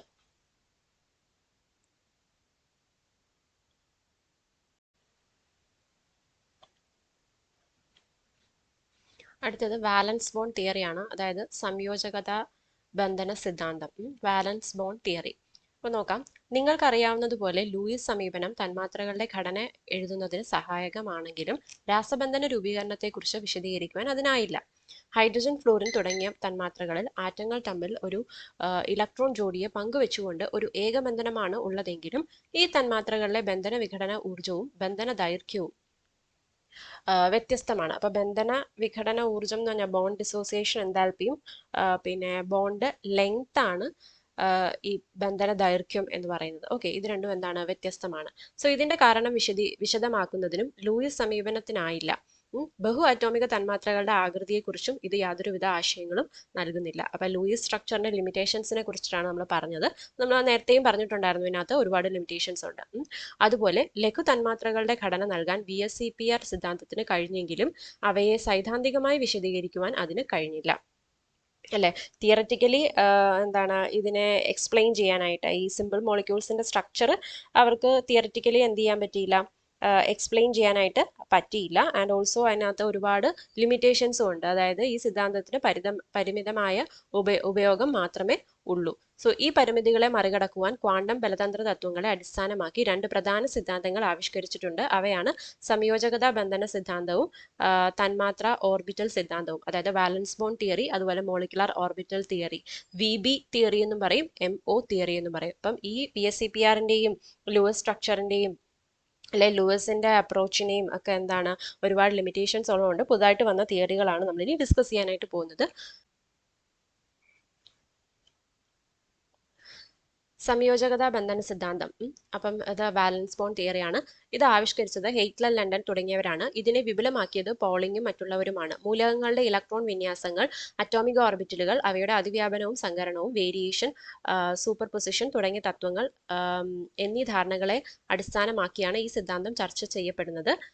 അതായത് എന്തൊക്കെയാണ് മോളിക്കുലാർ ഓർബിറ്റൽസിന്റെ ഓവർലാപ്പിംഗ്, അതാണ് നമ്മൾ അതിവ്യാപനം എന്ന് പറയുന്നത്. സങ്കരണം എന്ന് പറഞ്ഞാൽ എന്താണ് അവരുടെ ഹൈബ്രിഡൈസേഷൻ, അതുപോലെ തന്നെ നമ്മുടെ ഇലക്ട്രോണിക് കോൺഫിഗറേഷൻ, ഈ സാധനങ്ങളൊക്കെ വെച്ചിട്ടാണ് നമ്മൾ സാധാരണയായിട്ട് ഇതിന്റെ അടിസ്ഥാനത്തിലാണ് ഈ ഒരു വാലൻസ് ബോണ്ട് തിയറി എന്ന് പറയുന്നത് ചർച്ച ചെയ്യപ്പെടുന്നത്. പക്ഷേ വാലൻസ് ബോണ്ട് സിദ്ധാന്തം വിശദീകരിക്കുക എന്നത് ഈ പുസ്തകത്തിന്റെ പരിധിക്കപ്പുറത്താണ്. അതായത് ഈ സിദ്ധാന്തങ്ങളുടെ അടിസ്ഥാനത്തിൽ അല്ലെങ്കിൽ ഈ ആശയങ്ങളുടെ അടിസ്ഥാനത്തിൽ നമ്മൾ വാലൻസ് ബോണ്ട് തിയറി എക്സ്പ്ലെയിൻ ചെയ്യുക എന്ന് പറയുന്നത് it is beyond the scope of this text book ആണ്. സോ അതുകൊണ്ട് ഇവിടെ നമ്മുടെ സൗകര്യാർത്ഥം ഗണിതശാസ്ത്രപരമല്ലാത്ത ഗുണപരമായി മാത്രമാണ് ഈ സിദ്ധാന്തം ചർച്ച ചെയ്യുന്നത്. സോ തന്മാത്രകളിൽ വെച്ച് ഏറ്റവും ലഘുവായ ഹൈഡ്രജൻ തന്മാത്രയുടെ രൂപീകരണം പരിഗണിച്ചുകൊണ്ട് നമുക്ക് ആരംഭിക്കാം. എന്താണ് പരസ്പരം അടുത്തുകൊണ്ടിരിക്കുന്ന AB എന്നീ രണ്ട് ഹൈഡ്രജൻ ആറ്റങ്ങളെ പരിഗണിക്കുക. ഇവയുടെ ന്യൂക്ലിയസുകൾ യഥാക്രമം NA, NB എന്നും ഇലക്ട്രോണുകൾ യഥാക്രമം EA, EB എന്നും ഇരിക്കട്ടെ. ഈ രണ്ട് ആറ്റങ്ങളും പരമാവധി അകലത്തിലായിരിക്കുമ്പോൾ അവ തമ്മിൽ യാതൊരുവിധ ആകർഷണ വികർഷണ ബലങ്ങളും ഇല്ല. എന്നാൽ ഈ രണ്ട് ആറ്റങ്ങൾ പരസ്പരം സമീപിക്കുമ്പോൾ പുതിയ ആകർഷണ വികർഷണ ബലങ്ങൾ ഉടലെടുക്കും. അതായത് ഒന്നുമില്ല, നമ്മൾ AB എന്ന് പറയുന്ന രണ്ട് ഹൈഡ്രജൻ ആറ്റങ്ങളെ എന്ത് ചെയ്യുക, കൺസിഡർ ചെയ്യുക. NA, NB എന്ന് പറയുന്ന അവരുടെ ന്യൂക്ലിയസ് ആണ്. EA, EB എന്ന് പറയുന്നത് അവരുടെ ഇലക്ട്രോണുകളാണ്. അവർ മാക്സിമം ഡിസ്റ്റൻസിലിരിക്കുമ്പോൾ അവർ തമ്മിൽ എന്താണ് പ്രത്യേകിച്ച് അട്രാക്ഷൻ റിപ്പൾഷൻ ഒന്നും ഇല്ല. പക്ഷെ ഇവരെന്താണ് അടുത്തടുത്ത് വരുമ്പം എന്തൊക്കെയാ സംഭവിക്കുന്നത്, അവരുടെ ഇടയിൽ ആകർഷണ ബലവും ഉണ്ടാവും, വികർഷണ ബലവും എന്താണ് ഉടലെടുക്കും. അതെങ്ങനെയാന്ന് നോക്കാം. ആകർഷണ ബലങ്ങൾ ഉണ്ടാവുന്നത് ഒരു ആറ്റത്തിന്റെ ന്യൂക്ലിയസും അതിന്റെ സ്വന്തം ഇലക്ട്രോണും തമ്മിൽ, അതായത് NAEA തമ്മിലും NBEB തമ്മിലും, അല്ലെ, അതിന്റെ ന്യൂക്ലിയസും അതിന്റെ ഇലക്ട്രോണും തമ്മിൽ ആകർഷണം ഉണ്ടാവാം. അതുപോലെ ഒരാറ്റത്തിന്റെ ന്യൂക്ലിയസും അടുത്ത ആറ്റത്തിന്റെ ഇലക്ട്രോണും, അല്ലെ, NAEBയും NBEAയും തമ്മിലും എന്താണ് ആകർഷണ ബലങ്ങൾ ഉണ്ടാവാം, അട്രാക്റ്റീവ് ഫോഴ്സസ് ഉണ്ടാവാം. അടുത്ത എന്താണ് വികർഷണ ബലങ്ങൾ, അതായത് റിപ്പൾസീവ് ഫോഴ്സസ് ഉണ്ടാകുന്നത് എങ്ങനെ നോക്കാം. അതായത് രണ്ട് ആറ്റങ്ങളുടെ ഇലക്ട്രോണുകൾ തമ്മിൽ, അല്ലെ, ഇലക്ട്രോൺ എന്താണ് ലൈക്ക് ചാർജസ് അല്ലേ, അപ്പൊ അവരെന്ത് ചെയ്യുന്നു, റിപ്പൽ ചെയ്യുന്നു. അപ്പം അതാണ് EA, EB റിപ്പൽഷൻ ഉണ്ടാകും. അതുപോലെ തന്നെ അവയുടെ ന്യൂക്ലിയസുകൾ തമ്മിൽ എന്താണ് റിപ്പൽഷൻ ഉണ്ടാകാം, NA, NB. ഓക്കെ അല്ലേ. സോ ആകർഷണ ബലങ്ങൾ രണ്ട് ആറ്റങ്ങളെയും പരസ്പരം അടുത്തേക്ക് എത്തിക്കാൻ ശ്രമിക്കുന്നു, എന്നാൽ വികർഷണ ബലങ്ങൾ അവയെ ദൂരേക്ക് തള്ളി നീക്കുന്നു. അല്ലെ? അപ്പൊ എന്താണ് ആകർഷണ ബലങ്ങൾ എന്താണ് ഇവരെ അടുത്തോട്ട് വരുന്നു, വികർഷണ ബലങ്ങൾ എന്ന് പറയുന്നത് എന്താണ് ഇവയെ എന്താണ് ദൂരേക്ക് തള്ളി നീക്കുന്നു. പക്ഷെ എന്താ പറയുന്നത്, പുതിയ ആകർഷണ ബലങ്ങളുടെ അളവ് വികർഷണ ബലങ്ങളുടെ അളവിനേക്കാൾ കൂടുതലാണെന്ന് പരീക്ഷണങ്ങളിലൂടെ കണ്ടെത്തിയിട്ടുണ്ട്. അപ്പൊ എക്സ്പെരിമെന്റലി നമ്മൾ കണ്ടുപിടിച്ചേക്കുന്നത് എന്ന് പറയുന്നത് എന്താണ്, ആകർഷണ ബലങ്ങൾ അട്രാക്റ്റീവ് ഫോഴ്സസ് എന്ന് പറയുന്നത് എപ്പോഴും എന്താണ് റിപ്പൾസീവ് ഫോഴ്സസിനെക്കാട്ടിലും എന്താണ് കൂടുതലായിരിക്കും. അപ്പൊ അട്രാക്ഷൻ ആണ് റിപ്പൾഷനെക്കാട്ടിലും ഏറ്റവും കൂടുതലായിട്ടുള്ളത്. സോ അതിന്റെ ഫലമായിട്ട് രണ്ട് ആറ്റങ്ങളും പരസ്പരം സമീപിക്കുകയും അവയുടെ സ്ഥിതികോർജ്ജം എന്താണ് കുറയുകയും ചെയ്യുന്നു. സോ ഇതിന്റെ റിസൾട്ട് ആയിട്ട് നമ്മൾ പറഞ്ഞ അട്രാക്റ്റീവ് ഫോഴ്സസ് ആണ് കൂടുതൽ. അപ്പൊ അവരെന്താണ് അട്രാക്ട് ചെയ്യുന്നു, അട്രാക്ട് ചെയ്യുന്നതിന്റെ ഫലമായിട്ട് അവരെന്ത് ചെയ്യുന്നു, ഒരുമിച്ച് അല്ലെങ്കിൽ പരസ്പരം അടുത്തടുത്ത് വരികയും അവരുടെ പൊട്ടൻഷ്യൽ എനർജി അതായത് സ്ഥിതികോർജ്ജം എന്ത് ചെയ്യുന്നു, കുറയുകയും ചെയ്യുന്നു. സോ ഒടുവിൽ ഈ ആകർഷണ വികർഷണ ബലങ്ങൾ സന്തുലിതമാകുന്ന ഒരവസ്ഥ ഉണ്ടാകുകയും അങ്ങനെ വ്യൂഹം പരമാവധി കുറഞ്ഞ ഊർജ്ജം കൈവരിക്കുകയും ചെയ്യും. ഈ അവസ്ഥയിൽ രണ്ട് ഹൈഡ്രജൻ ആറ്റങ്ങളും പരസ്പരം ബന്ധനത്തിൽ ഏർപ്പെട്ടതായി പറയാം. അപ്പൊ എന്താണ്, ഇവർ അടുത്തടുത്ത് വരുന്നു, ഇവരുടെ ഊർജ്ജം എന്താണ് കുറയുന്നു, അപ്പൊ എന്താണ് ഇവര് എന്താണ് ബന്ധനത്തിൽ ഏർപ്പെട്ടതായിട്ട് നമുക്ക് പറയാം. സോ അങ്ങനെ ഒരു സ്ഥിരതയുള്ള ഹൈഡ്രജൻ തന്മാത്ര ഉണ്ടാകുന്നു. ഇവിടെ ബന്ധന ദൈർഘ്യം എന്താണ് 74 പൈക്കോമീറ്റർ ആണ്. ഓക്കെ, 74 പൈക്കോമീറ്റർ ആണ് ഇവരുടെ എന്താണ് ബോണ്ട് ലെങ്ത് എന്ന് പറയുന്നത്. അപ്പൊ മനസ്സിലായോ, എന്താണ് ഹൈഡ്രജൻ ആറ്റം ഒരു രണ്ട് ഹൈഡ്രജൻ ആറ്റങ്ങൾ ഒരുമിച്ച് വന്ന് ഒരു ഹൈഡ്രജൻ മോളിക്യൂൾ ആകുന്നത് എപ്പോഴാണ്, അവർ അടുത്തടുത്ത് വന്ന് അവരുടെ ആ ഒരു വ്യൂഹത്തിന്റെ എനർജി കുറയുക, അല്ലെ, എനർജി കുറയുന്നു, അവർ അടുത്തടുത്ത് വരുന്നു, അതുപോലെ തന്നെ അവരുടെ ഇടയിലുള്ള ബോണ്ട് ലെങ്ത് 74 പൈക്കോമീറ്റർ ആവുന്നു. ഈ സമയത്ത് നമുക്ക് പറയാം എന്താണ് അവരൊരു ഹൈഡ്രജൻ തന്മാത്ര ഉണ്ടാകുന്നു എന്ന്. ഓക്കെ, അപ്പൊ രണ്ട് ഹൈഡ്രജൻ ആറ്റങ്ങൾ തമ്മിൽ ഒരു ബന്ധനം രൂപപ്പെട്ട് കഴിയുമ്പോൾ ഊർജ്ജം മോചിപ്പിക്കപ്പെടുന്നതിനാൽ ഹൈഡ്രജൻ തന്മാത്ര ഒറ്റപ്പെട്ട ഹൈഡ്രജൻ ആറ്റങ്ങളെക്കാൾ കൂടുതൽ സ്ഥിരതയുള്ളതാണ്. അങ്ങനെ മോചിതമാകുന്ന ഊർജ്ജത്തെ ബന്ധന എൻതാൽപ്പി അല്ലെങ്കിൽ ബോണ്ട് എൻതാൽപ്പി എന്ന് പറയുന്നു. ഓക്കെ, അപ്പൊ എന്താണ് നമ്മുടെ ഒറ്റ ഹൈഡ്രജൻ ആറ്റം അല്ലെ, ഹൈഡ്രജൻ ആറ്റത്തിനെക്കാട്ടിലും കൂടുതൽ സ്റ്റേബിൾ ആയിട്ടുള്ളതെന്ന് പറയുന്നത് എന്താണ്, ഒറ്റപ്പെട്ട ഹൈഡ്രജൻ ആറ്റങ്ങളെക്കാട്ടിലും കൂടുതൽ സ്ഥിരത അല്ലെ സ്റ്റെബിലിറ്റി എന്ന് പറയുന്നത് എപ്പോഴും എന്തിനാണ്, നമ്മുടെ ഹൈഡ്രജൻ മോളിക്യൂളിനാണ്. ഓക്കെ, ദെൻ ചിത്രം 4.8 കൊടുത്തിരിക്കുന്ന ഗ്രാഫിലെ ഏറ്റവും കുറഞ്ഞ പരിധിക്ക് തുല്യമാണിത്. മറിച്ച് ഒരു മോൾ ഹൈഡ്രജൻ തന്മാത്രയെ വിഘടിക്കുവാൻ 435.8 കിലോ ജൂൾ ഊർജ്ജം എന്താണ് ആവശ്യമാണ്. അപ്പം ഒരു ഇവിടെ കണ്ടോ 74 പൈക്കോമീറ്ററിലാണ് എന്താണ് രണ്ട് ഹൈഡ്രജൻ ആറ്റംസ് ബോണ്ട് ഫോം ചെയ്യുന്നത്. അപ്പം ഒരു 435.8 കിലോ ജൂള് ഊർജ്ജം കൊടുക്കുകയാണെങ്കിൽ ഇവർ വിഘടിച്ച് ഹൈഡ്രജൻ ആറ്റങ്ങളായിട്ട് വീണ്ടും മാറുന്നതായിരിക്കും. അതാണ് ഇവിടെ ഒരു ഗ്രാഫായിട്ട് കാണിച്ചിട്ടുള്ളത്. ഓക്കെ, ദെൻ ഓർബിറ്റൽ അതിവ്യാപന സങ്കല്പനം, അതായത് ഓർബിറ്റലിന്റെ ഓവർലാപ്പിനെ കുറിച്ചിട്ടാണ് പറയാൻ പോകുന്നത്. ഹൈഡ്രജൻ തന്മാത്രയുടെ രൂപീകരണത്തിൽ രണ്ട് ഹൈഡ്രജൻ ആറ്റങ്ങളും വളരെ അടുത്തെത്തുമ്പോൾ അവയുടെ ഊർജ്ജം ഏറ്റവും കുറഞ്ഞ ഒരു അവസ്ഥ ഉണ്ടാകുന്നു. അത് നമ്മൾ പറയുന്നു അല്ലെ, എനർജി ഏറ്റവും കുറയുമ്പോഴാണ് കേട്ടോ സ്റ്റെബിലിറ്റി ഏറ്റവും കിട്ടുന്നത്. ഓക്കെ, മാക്സിമം സ്റ്റെബിലിറ്റി എന്ന് പറയുന്നത് ഏറ്റവും എനർജി കുറഞ്ഞ അവസ്ഥയിലാണ്. അപ്പൊ എല്ലാ മോളിക്യൂളാർ ഫോർമേഷന്റെ സമയത്ത് അവരെന്താണ് എനർജി ഏറ്റവും കുറയ്ക്കാനാണ് നോക്കുന്നത് അല്ലെ. അപ്പൊ ഈ ഹൈഡ്രജന്റെ ഫോർമേഷന്റെ സമയത്തും എന്താണ് ഊർജ്ജം അവർ പുറത്തോട്ട് പുറപ്പെടുവിച്ച് അവരെന്താണ് മാക്സിമം സ്റ്റെബിലിറ്റിയിലോട്ട് എത്തും. സോ ഈ അവസ്ഥയിൽ അവയുടെ അറ്റോമിക ഓർബിറ്റലുകൾ ഭാഗികമായി അന്തർഗമനം ചെയ്യുന്നു. ഇങ്ങനെ അറ്റോമിക ഓർബിറ്റലുകൾ ഭാഗികമായി ഇടകലരുന്നതിനെയാണ് ഓർബിറ്റൽ അതിവ്യാപന സങ്കല്പനം അല്ലെങ്കിൽ ഓർബിറ്റൽ ഓവർലാപ്പ് എന്ന് പറയുന്നത്. മനസ്സിലായി കാണുമല്ലോ. അതായത് ഓർബിറ്റലുകൾ തമ്മിൽ അങ്ങോട്ടും ഇങ്ങോട്ടും എന്താണ് പെനിട്രേഷൻ സംഭവിക്കുന്നു, ഇന്റർ പെനിട്രേഷൻ അല്ലെ, അല്ലെങ്കിൽ എന്താണ് അവർ തമ്മിൽ എന്താണ് ഓവർലാപ്പ് ചെയ്യുന്നു. അതാണ് ഈ ഫിഗറിൽ കാണിച്ചിട്ടുള്ളത്. സോ ഇതിന്റെ ഫലമായി ഇലക്ട്രോണുകൾ ജോഡിയാകുന്നു. ഒരു സഹസംയോജക ബന്ധനത്തിന്റെ ശക്തി തീരുമാനിക്കുന്നത് ഈ അതിവ്യാപന വ്യാപ്തിയാണ്. അതായത് ഓവർലാപ്പിന്റെ എക്സ്റ്റെൻഡ് ആണ് അല്ലെ, എത്ര എക്സ്റ്റെൻഡോളം ആണ് ഓവർലാപ്പ് എന്ന് പറയുന്നതാണ് ഈ ഒരു കോവാലന്റ് ബോണ്ടിന്റെ സ്ട്രെങ്ത്തിനെ ഡിസൈഡ് ചെയ്യുന്നത്. ഓക്കെ, സോ പൊതുവെ ഈ അതിവ്യാപനം കൂടുന്നതിനനുസരിച്ച് രണ്ട് ആറ്റങ്ങൾക്കിടയിലുള്ള ബന്ധനത്തിന്റെ ശക്തി എന്ത് ചെയ്യുന്നു, കൂടുന്നു. അപ്പൊ അത് നോട്ട് ചെയ്യാലോ.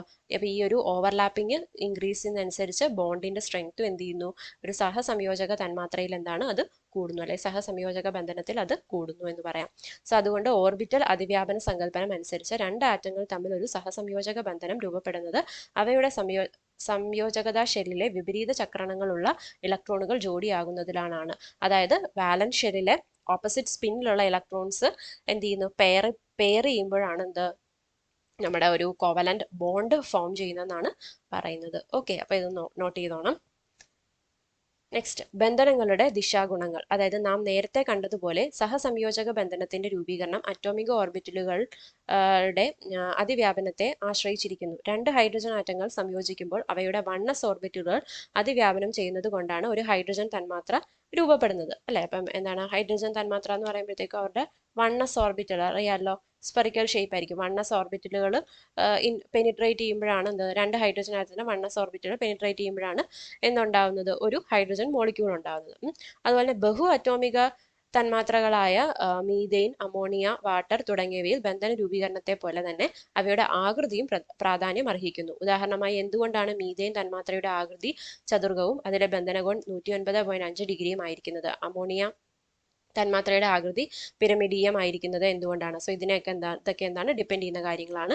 ഇനി അറ്റോമിക ഓർബിറ്റലുകളുടെ അതിവ്യാപനം, സങ്കരണം എന്നിവയെ അടിസ്ഥാനമാക്കിയാണ് ബഹു അറ്റോമിക തന്മാത്രകളായ മീഥെയ്ൻ, അമോണിയ, വാട്ടർ തുടങ്ങിയവയുടെ രൂപീകരണത്തെയും അവയിലെ ബന്ധനങ്ങളുടെ ദിശാഗുണങ്ങളെയും പറ്റി സംയോജകത ബന്ധന സിദ്ധാന്തം വിശദീകരിക്കുന്നത്. ഓക്കെ,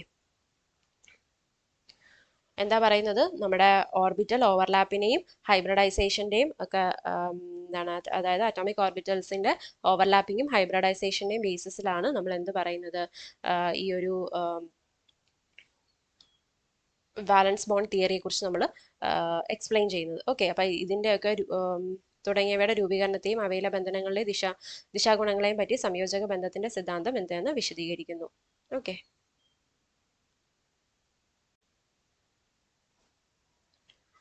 അടുത്തത് അറ്റോമിക് ഓർബിറ്റലുകളുടെ അതിവ്യാപനം, അതായത് ഓവർലാപ്പിങ്ങിനെ കുറിച്ചിട്ടാണ് പറയുന്നത്. എന്താണ്? രണ്ട് ആറ്റങ്ങൾ വളരെ അടുത്തേക്ക് വരുമ്പോൾ അവയുടെ അറ്റോമിക ഓർബിറ്റലുകൾ അതിവ്യാപനം ചെയ്യുന്നു. ഓർബിറ്റലുകളുടെ സ്വഭാവം അനുസരിച്ച് ഈ അതിവ്യാപനം പോസിറ്റീവോ നെഗറ്റീവോ പൂജ്യമോ ആകാം. ചിത്രം 4.9 പോസിറ്റീവ്, നെഗറ്റീവ്, പൂജ്യം എന്നീ അതിവ്യാപനങ്ങളിലേക്ക് നയിക്കുന്ന എസ് ഓർബിറ്റലുകളുടെയും പി ഓർബിറ്റലുകളുടെയും ക്രമീകരണം കൊടുത്തിരിക്കുന്നു, അല്ലെ? അപ്പൊ രണ്ട് ആറ്റങ്ങൾ അടുത്തടുത്തേക്ക് വരുമ്പോഴത്തേക്കും എന്താണ്, അവയുടെ ഓർബിറ്റൽസ് എന്താണ്, ഓവർലാപ്പ് ചെയ്യുന്നു. അപ്പൊ ആ ഓർബിറ്റൽ ഓവർലാപ്പിംഗ് എന്ന് പറയുന്നത് പോസിറ്റീവ് ആകാം, നെഗറ്റീവ് ആകാം, സീറോ ആകാം. കണ്ടോ, പോസിറ്റീവ് അതിവ്യാപനം കാണിച്ചിട്ടുണ്ടല്ലോ. P Z, P Z orbitals overlap ചെയ്യുന്നത്. അതുപോലെ തന്നെ അതിൽ തന്നെ പോസിറ്റീവും നെഗറ്റീവും കാണിച്ചിട്ടുണ്ട്. അതുപോലെ തന്നെ ഒരു പി ഇസഡും ഒരു എസ് ഓർബിറ്റലിലൂടെ ഓവർലാപ്പ് ചെയ്യുന്നത്. പിന്നെ P X overlapping, P Y overlapping. ഇതിപ്പം സീറോ ഓവർലാപ്പിംഗ് ആണ് കാണിച്ചിട്ടുള്ളത്. കേട്ടോ, ഒരു പി എക്സും എസ് ഓർബിറ്റലും കൂടെ ഓവർലാപ്പ് ചെയ്യുന്നത്, പി എക്സ് പി വൈ വരുന്നത്. സോ ഇതൊക്കെയാണ് സീറോ ഓവർലാപ്പിംഗ് എന്ന് പറയുന്നത്. അപ്പോൾ അതൊക്കെ ഒന്ന് നോക്കിക്കോണം. പിന്നെന്താണ്, സഹസംയോജക ബന്ധനങ്ങളുടെ രൂപീകരണവുമായി ബന്ധപ്പെട്ട പ്രധാന മാനദണ്ഡമായ അതിവ്യാപനം എന്നത് സമന്യൂക്ലിയർ അല്ലെങ്കിൽ ഹോമോന്യൂക്ലിയർ, വിഷമന്യൂക്ലിയർ ദ്വയാറ്റോമിക തന്മാത്രകൾക്കും ബഹു അറ്റോമിക തന്മാത്രകൾക്കും ഒരുപോലെ ബാധകമാണ്.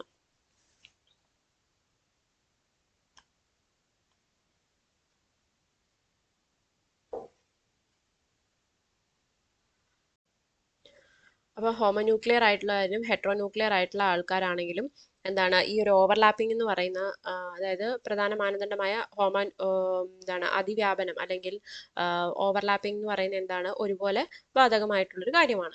സോ അടുത്തത് മീഥെയ്ൻ, അമോണിയ, വാട്ടർ തുടങ്ങിയ ബഹു അറ്റോമിക തന്മാത്രകളുടെ കാര്യത്തിൽ വാലൻസ് ബോണ്ട് സിദ്ധാന്തത്തിന് അവയുടെ സവിശേഷത ആകൃതി കൂടി വിവരിക്കേണ്ടതായുണ്ട്. സോ മീഥെയ്ൻ, അമോണിയ, വാട്ടർ എന്നീ തന്മാത്രകൾക്ക് യഥാക്രമം ചതുർക്കം, പിരമിഡീയം, വക്രം തുടങ്ങിയ ആകൃതികളാണുള്ളതെന്ന് നമുക്ക് അറിയാം. സോ അതുകൊണ്ട് തന്നെ ഈ ജാമിതീയ രൂപങ്ങളെ ഓർബിറ്റൽ അതിവ്യാപനത്തിന്റെ അടിസ്ഥാനത്തിൽ വിശദീകരിക്കുവാൻ കഴിയുമോ എന്നത് കൗതുകമുണർത്തുന്ന കാര്യമാണ്. സോ നമ്മൾ നോക്കിക്കാണേണ്ട കാര്യം തന്നെയാണ്. നമ്മുടെ ഈ വാലൻസ് ബോണ്ട് തിയറി ഉപയോഗിച്ചിട്ട് ഈ ആൾക്കാരുടെയൊക്കെ ജോമെട്രിക്കൽ ഷേപ്പ് നമുക്ക് കണ്ടെത്താൻ പറ്റുമോ നോക്കാം. ആദ്യമായി നമുക്ക് മീഥെയ്ൻ തന്മാത്രയുടെ കാര്യം എടുക്കാം. നിമ്നോർജ അവസ്ഥയിലെ കാർബണിന്റെ ഇലക്ട്രോൺ വിന്യാസം, അതായത് ഗ്രൗണ്ട് സ്റ്റേറ്റിലുള്ള കാർബണിന്റെ ഇലക്ട്രോൺ വിന്യാസമാണ് എന്താണ് 1s2 2s2 2p2 എന്നാണ്.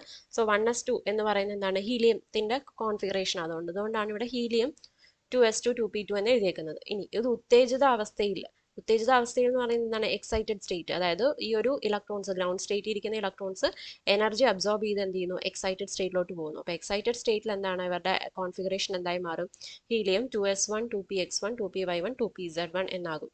അപ്പോൾ ഈ ഉത്തേജനത്തിന് ആവശ്യമായി വരുന്ന ഊർജ്ജം കാർബൺ, ഹൈഡ്രജൻ എന്നിവയിലെ ഓർബിറ്റലുകളുടെ അതിവ്യാപനത്തിലൂടെ സ്വതന്ത്രമാകുന്ന ഊർജ്ജം കൊണ്ടാണ് പരിഹരിക്കപ്പെടുന്നത്, അല്ലെ? അപ്പോൾ കാർബണും ഹൈഡ്രജനും അതിവ്യാപനം ഓവർലാപ്പ് ചെയ്യുമ്പോഴത്തേക്കും ഒരു എനർജി റിലീസ് ചെയ്യും. അത് യൂട്ടിലൈസ് ചെയ്തിട്ടാണ് ഈ ഒരു എക്സൈറ്റേഷൻ നടക്കുന്നത്. ഓക്കെ, അത് നമുക്ക് അറിയാവുന്ന കാര്യമാണല്ലോ. അതായത് ഗ്രൗണ്ട് സ്റ്റേറ്റിൽ നിന്ന് ഹയർ സ്റ്റേറ്റിലോട്ട് ഇലക്ട്രോൺസിന് ജമ്പ് ചെയ്യണമെങ്കിൽ എന്താണ്, ഒരു എനർജി ആവശ്യമാണ്. ഓക്കെ, എനർജി അബ്സോർബ് ചെയ്തിട്ടാണ് അവർ എക്സൈറ്റഡ് സ്റ്റേറ്റിലോട്ട് പോകുന്നത്. അടുത്തത് ജോഡിയില്ലാത്ത ഇലക്ട്രോണുകളോട് കൂടിയ കാർബണിന്റെ 4 അറ്റോമിക ഓർബിറ്റലുകൾ ഓരോ ഇലക്ട്രോൺ വീതം അടങ്ങിയ 4H ആറ്റങ്ങളുടെ 1s ഓർബിറ്റലുകളുമായി അതിവ്യാപനം ചെയ്യുന്നു. ഇങ്ങനെ CH ബന്ധനങ്ങൾ രൂപീകൃതമാകുന്നു. ക്ലിയർ ആയല്ലോ. അതായത് 4 അറ്റോമിക ഓർബിറ്റൽസ് ഉണ്ട് കാർബണിന്റെ, എന്താണ് നമ്മുടെ പെയേഴ്സ് ഇല്ലാത്ത, ജോഡി അല്ലാത്ത ഇലക്ട്രോണുകളോട് കൂടിയ കാർബണിന്റെ 4 അറ്റോമിക ഓർബിറ്റുകളാണ് ഓരോ ഇലക്ട്രോൺ വീതം അടങ്ങിയ 4 H ആറ്റങ്ങളുടെ, അതായത് 4 ഹൈഡ്രജൻ ആറ്റങ്ങളുടെ 1s ഓർബിറ്റലുകളുമായിട്ട് എന്ത് ചെയ്യുന്നത്, ഓവർലാപ്പ് ചെയ്യുന്നത്. ഓക്കെ, അപ്പൊ CH ബന്ധനങ്ങൾ രൂപീകൃതമാകുന്നു ഇതിലൂടെ. എന്നിരുന്നാലും കാർബൺ ആറ്റത്തിലെ 3 p ഓർബിറ്റലുകൾ പരസ്പരം 90 ഡിഗ്രി കോണളവിൽ ക്രമീകരിച്ചിരിക്കുന്നതിനാൽ ഇവയിൽ HCH കോണളവുകളും 90 ഡിഗ്രി ആയിരിക്കും. അതായത് 3 CH ബന്ധങ്ങൾ പരസ്പരം 90 ഡിഗ്രിയിലായിരിക്കും ക്രമീകരിക്കപ്പെടുന്നത്. ഇനി കാർബണിലെ 2s ഓർബിറ്റലും ഹൈഡ്രജനിലെ 1s ഓർബിറ്റലും ഗോളീയാകൃതിയിലായതിനാൽ അവയ്ക്ക് ഏത് ദിശയിലും അതിവ്യാപനം ചെയ്യാം. ആയതിനാൽ നാലാമത്തെ CH ബന്ധനത്തിന്റെ ദിശ നിശ്ചിതമല്ല. ഈ വിവരണം ചതുർഗ HCH കോണളവായ 109.5 ഡിഗ്രിയുമായി യോജിക്കുന്നതല്ല. സോ മീഥെയ്ൻ ബന്ധനങ്ങളുടെ ദിശാ സ്വഭാവങ്ങളെ പറ്റി വിവരിക്കുവാൻ അറ്റോമിക ഓർബിറ്റലുകളുടെ അതിവ്യാപനം മാത്രം ഉപയോഗിച്ച് സാധ്യമല്ല എന്ന് ഇതിൽ നിന്ന് വ്യക്തമാണ്. സോ മീഥെയ്ൻ, വാട്ടർ തുടങ്ങിയ തന്മാത്രകളുടെ കാര്യത്തിലും NH, HOH എന്നീ കോണളവുകൾ 90 ഡിഗ്രി തന്നെ ആയിരിക്കണം. പക്ഷെ എന്നാൽ യഥാർത്ഥത്തിൽ ഇതെന്താണ്, 90 ഡിഗ്രി അല്ല. യഥാക്രമം 107, 104.5 ഡിഗ്രി എന്നിങ്ങനെയാണ്. ഓക്കെ, അപ്പൊ ഈ ഓവർലാപ്പിംഗ് വെച്ച് മാത്രം നമുക്ക് എന്ത് ചെയ്യാൻ പറ്റില്ല, ഈ ഒരു സ്ട്രക്ചറിനെ എന്താണ് നമുക്ക് എക്സ്പ്ലെയിൻ ചെയ്യാനായിട്ട് പറ്റിയില്ല. സോ അതിനി നമുക്ക് എന്താ ചെയ്യാൻ പറ്റുന്നതെന്ന് നോക്കാം.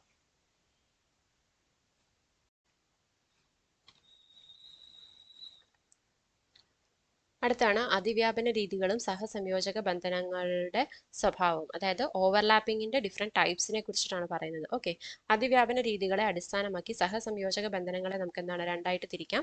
സിഗ്മ ബന്ധനവും അതുപോലെ പൈ ബന്ധനവും. സിഗ്മ ബന്ധനം എന്താണ്, ബന്ധനത്തിൽ പങ്കെടുക്കുന്ന ഓർബിറ്റലുകൾ അവയുടെ അന്തകേന്ദ്രീയ അക്ഷത്തിലൂടെ നേർക്കുനേർ അതിവ്യാപനം ചെയ്യുമ്പോഴാണ് ഇത്തരം സഹസംയോജക ബന്ധനം ഉണ്ടാവുന്നത്. ഇതിനെ നേർക്കുനേർ അതിവ്യാപനം അല്ലെങ്കിൽ ഹെഡ് ഓൺ ഓവർലാപ്പ് അഥവാ അക്ഷീയ അതിവ്യാപനം അല്ലെങ്കിൽ ആക്സിയൽ ഓവർലാപ്പ് എന്ന് പറയുന്നു. അറ്റോമിക ഓർബിറ്റലുകളുടെ താഴെ പറയുന്ന ഏതെങ്കിലും തരത്തിലുള്ള സംയോജനത്തിലൂടെയാണ് ഇത് രൂപീകൃതമാകുന്നത്. എന്താണ് SS അതിവ്യാപനം നോക്കാം. ഇവിടെ 2 അർദ്ധപൂരിത S അറ്റോമിക ഓർബിറ്റലുകൾ അവയുടെ അന്തകേന്ദ്രീയ അക്ഷത്തിലൂടെ എന്താണ് അതിവ്യാപനം ചെയ്യുന്നു. അതായത് ഇന്റർന്യൂക്ലിയർ ആക്സിസ് വഴി അവരെന്താണ് ഓവർലാപ്പ് ചെയ്യുന്നു. അപ്പൊ ഇതെന്താണ്, സിഗ്മ ബോണ്ടാണ്. ഓക്കെ, ഇവിടെ ഫോം ചെയ്യുന്ന ബോണ്ട് എന്ന് പറയുന്നത് സിഗ്മ ബോണ്ടാണ്. അടുത്ത SP എന്ന് പറയുമ്പോൾ എന്താണ്, SP ഓവർലാപ്പിംഗ്. ഇവിടെ ഒരു ആറ്റത്തിന്റെ അർദ്ധപൂരിത S ഓർബിറ്റൽ മറ്റൊരു ആറ്റത്തിന്റെ അർദ്ധപൂരിത P ഓർബിറ്റലുമായി അതിവ്യാപനം ചെയ്യുന്നു. ഈ അർദ്ധപൂരിത എന്ന് പറയുന്നത് ഹാഫ് ഫിൽഡ് ഓർബിറ്റൽ ആണ്. അതായത് ഒരു ഹാഫ് ഫിൽഡ് S ഓർബിറ്റൽ എന്ന് പറയുന്നത് അടുത്ത ഒരു ഹാഫ് ഫിൽഡ് ആയിട്ടുള്ള P ഓർബിറ്റലുമായിട്ട് എന്ത് ചെയ്യുന്നു, ഓവർലാപ്പ് ചെയ്യുന്നു. അതാണ് നമ്മളിവിടെ കാണുന്നത് SP ഓർബിറ്റൽ അല്ലെങ്കിൽ SP ഓവർലാപ്പിംഗ് നടന്നു. സോ അതെന്താണ്, ഇത് എഗെയിൻ ഒരു സിഗ്മ ബോണ്ടാണ്. അടുത്തത് PP ഓവർലാപ്പിംഗ് അല്ലേ. അപ്പൊ SS ഉണ്ട്, SP ഉണ്ട്, പിന്നെ PP ഓവർലാപ്പിംഗ്. ഇതെല്ലാം എന്താണ്, സിഗ്മ ഓവർലാപ്പിംഗ് ആണ്. ഓക്കെ, അപ്പൊ PP ഓവർലാപ്പിംഗ് എന്താണ്, ഇവിടെ 2 ആറ്റങ്ങളുടെ അർദ്ധപൂരിത P ഓർബിറ്റലുകൾ തമ്മിൽ അതിവ്യാപനം ചെയ്യുന്നു. അപ്പൊ P ഓർബിറ്റലുകൾ ഹാഫ് ഫിൽഡ് ആയിട്ടുള്ള 2 P ഓർബിറ്റൽസ് എന്ത് ചെയ്യുന്നു, ഓവർലാപ്പ് ചെയ്യുന്നു. ഇനി അടുത്തത് പൈ ബന്ധനം. അറ്റോമിക ഓർബിറ്റലുകൾ അവയുടെ അക്ഷങ്ങൾക്ക് സമാന്തരമായും അന്തർകേന്ദ്രീയ അക്ഷത്തിന് ലംബമായും അതിവ്യാപനം ചെയ്യുമ്പോൾ പൈ ബന്ധനം രൂപീകൃതമാകുന്നു. ഇതിനെ പാർശ്വിക അതിവ്യാപനം അഥവാ വശങ്ങളിലൂടെയുള്ള അതിവ്യാപനം എന്ന് പറയുന്നു. ഇങ്ങനെ ഉണ്ടാകുന്ന ഓർബിറ്റലുകൾ പങ്കെടുക്കുന്ന ആറ്റങ്ങളുടെ തലത്തിന് മുകളിലും താഴെയുമായി സോസർ രൂപത്തിൽ 2 ചാർജുകൾ പടലങ്ങളായി എന്ത് ചെയ്യുന്നു, കാണപ്പെടുന്നു. ഓക്കെ, അപ്പൊ അതൊന്നുമില്ല. പൈ ബോണ്ടിങ്ങിനെ കുറിച്ചാണ് പറയുന്നത് അല്ലെ. പൈ ബോണ്ടിങ് എന്ന് പറയുമ്പോൾ എന്താണ്, അറ്റോമിക് ഓർബിറ്റൽസ് ഓവർലാപ്പ് ചെയ്യുമ്പോൾ എന്താണ്, their axis remains parallel to each other. Parallel ആയിട്ട്, അതായത് രണ്ടുപേരുടെ ആക്സിസ് പാരലൽ ആയിട്ട് നിൽക്കുന്ന ഇതാണ് each other and perpendicular to the internuclear axis. Internuclear ആക്സിസിന് പെർപെൻഡിക്കുലർ ആയിട്ടും അവരുടെ ആക്സിസ് തമ്മിൽ പാരലൽ ആയിട്ട് നിൽക്കും. അതാണ് പൈ ബോണ്ടിങ് എന്ന് പറയുന്നത്. അപ്പം ഈ ഒരു പൈ ബോണ്ടിങ്ങിൽ പങ്കെടുക്കുന്ന ആറ്റങ്ങളുടെ തലത്തിന് മുകളിലും താഴെയുമായി എന്താണ് സോസർ രൂപത്തിൽ രണ്ട് ചാർജുള്ള മേഘപടലങ്ങൾ, അതായത് നമുക്കൊരു ചാർജ്ഡ് ക്ലൗഡ്സ് എന്ത് ചെയ്യാൻ പറ്റും, കാണാൻ പറ്റും എന്നാണ് കാണിക്കുന്നത്. അതാണ് ഇവിടെ കാണിച്ചിട്ടുള്ളത്. ഓക്കെ, സോ അതാണ് പൈ ബോണ്ടിങ് എന്ന് പറയുന്നത്.